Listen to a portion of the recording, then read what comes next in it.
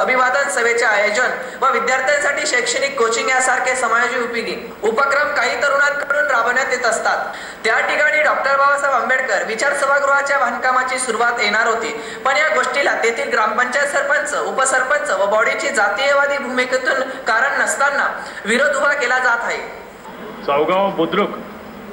तालुका सिंदखेडा जिल्हा धुळे येथे गेल्या 4 दिवसापूर्वी 3 मार्चला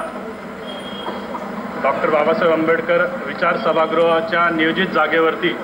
सिमेंट पोलचे वॉल कंपाऊंड होते। त्या ठिकाणी निळा ध्वज लावलेला होता आणि पंचशिलाचा ध्वज होता, ध्वजाचा स्तंभही त्या ठिकाणी होता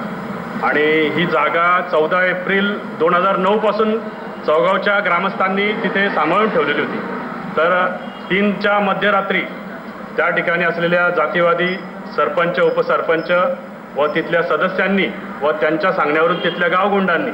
त्या पंचशील ध्वजाची, निळ्या झेंड्याची आणि तिथे असलेल्या त्या सिमेंट पोलच्या वॉल कंपाऊंडची तोडफोड करून, नासधूस करून ती गायब केलेली आहे व त्याच ठिकाणी जे नियोजित डॉक्टर बाबासाहेब आंबेडकर विचार सभागृह बांधण्यात येणार होते त्या जागेचा ठराव देण्यास देखील त्यांनी विरोध केलेला आहे। आणि यावरती जर कधी जिल्हाधिकाऱ्यांनी न्याय निर्णय दिला नाही,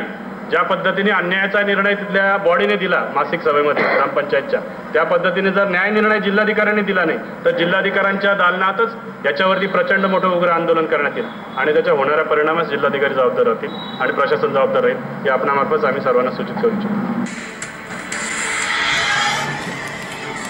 पुन्हा भेटूया एका